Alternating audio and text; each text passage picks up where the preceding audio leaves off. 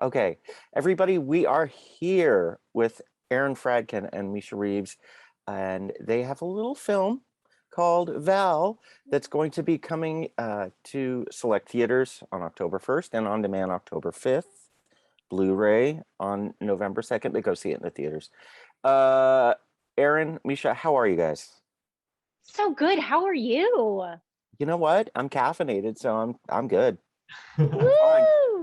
I'm working on it. Keep sipping. Um, so, Aaron, what inspired this idea? When was it written? How did this all come about? So yeah, I mean, this is a question that we get a lot, and I don't usually like to talk about, like budget stuff, but that is sort of how it comes about, asking ourselves, what are we able to shoot on a budget? And so we ask ourselves, who do we know that's incredibly talented, and can we shoot this in, one or two locations? And so when I co-wrote this with Victoria Fratz, I kind of pitched this idea of a criminal on the run, and he breaks into the home of a woman, and we take it from there. And we had a supernatural twist to it, just because we didn't want anything to be predictable. And that was sort of, how it began. But yeah. Yeah, I love talking to independent filmmakers about that whole process because it only feeds the other filmmakers' creativity and how to pull their own resources and things like that. So that's why I go there. But I do think that it sort of helps creatively to be restricted, like I hear a lot of people say that, and when you're in the thick of it, you're just like, man, I wish we had a lot of money to do this. But when you don't, it definitely forces you to be a little bit more creative. well, that's why And pre-code movies are so much fun. Yeah. Those now, Misha, how did you get involved with the project and what made you say yes? I've known Aaron for a very long time. We're buds, and he and I used to make comedy shorts together back in the day. And basically, I've always had fun on everything that I've worked with Aaron on. And so, of course, when he asked if I wanted to make a feature, why wouldn't I immediately say yes? And then I actually read the script, and it was a double yes. So it worked out perfectly. It's such a smart script. I mean, man, it's so fun. Did you have any input as to Val's look and style? Oh, of course, she showed up with all of her own undies and robes, honey. Of course, they were Aaron and Victoria were very cool for the most part at being asking, what do you want to bring? Is there anything that you want us to provide? And being the control freak that I am, I said, I think I have a few things. I'm gonna bring some stuff and you tell me what works and what doesn't. And so I brought in all of my weird, feathery, silky stuff. And they just kind of looked at me like, these are things that you have? Great, sure. Throw that on. Why not? That's great. This is great. And it all worked out. I have clothes for days, and it was a great time. Yeah, I think this interview is exemplary of that. Just look at her background and what she's currently I wearing. know. I was gonna ask, is this really Val or what's going on back there?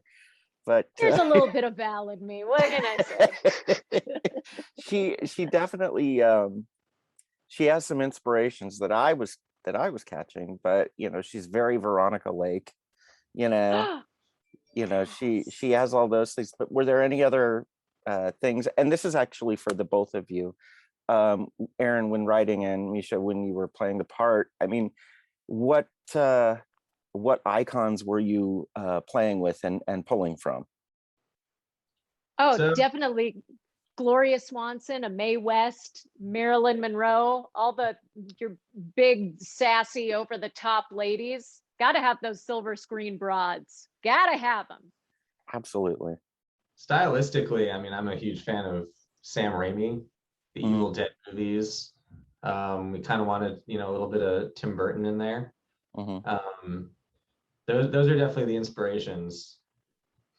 I love Sam Raimi's, blend of horror and comedy, and especially for like the final scene, which I don't want to No spoil. spoilers, yeah. Definitely, we definitely went all out with the Sam Raimi in that scene.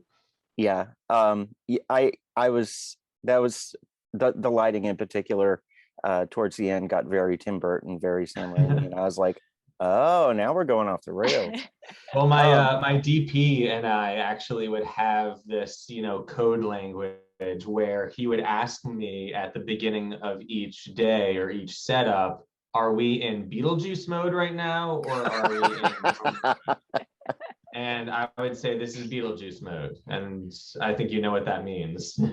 yeah, it was so, I don't know what the word is, delicious to watch her play this dope, and just like a record on her little player.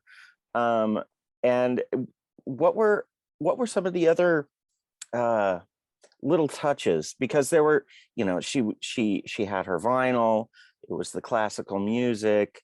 What were some of the other I don't know, touches, maybe I didn't catch them, that were uh just all part of her little plan to mold this guy? There were a lot of mirrors, Hmm. right, Misha? Misha, Oh yeah, in terms of your character, what am I forgetting any kind of any props or details? drugs. No, the entire. Have I been drugged? Uh, I feel like the biggest one is just my womanly wiles, being able to constantly outsmart him in every single way. Boobs is a big one.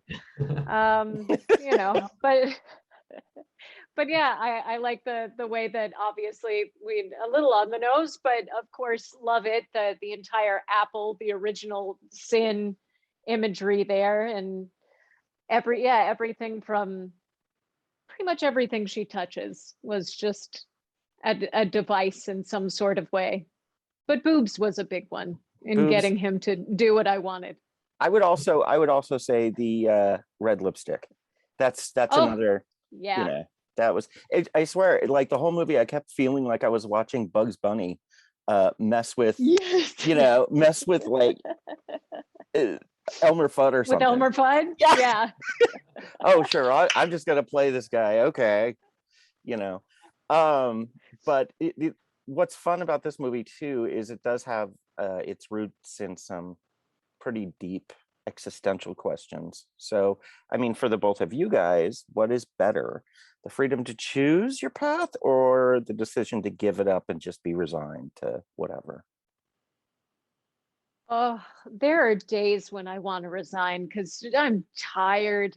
I always, I want to say choose because I want to have the strength mentally to be able to just power through. But there are days when you just want to be like, I just do whatever you want. Just do whatever you want. So I feel like for most of us, we have good days and bad days, or at least I do. I don't want to generalize, but I'd like to be the person that says I'm strong enough to absolutely want to choose my path all the time, but I'd probably let Val take me at least 3, 4 days out of the week. I mean, tell me who wouldn't though.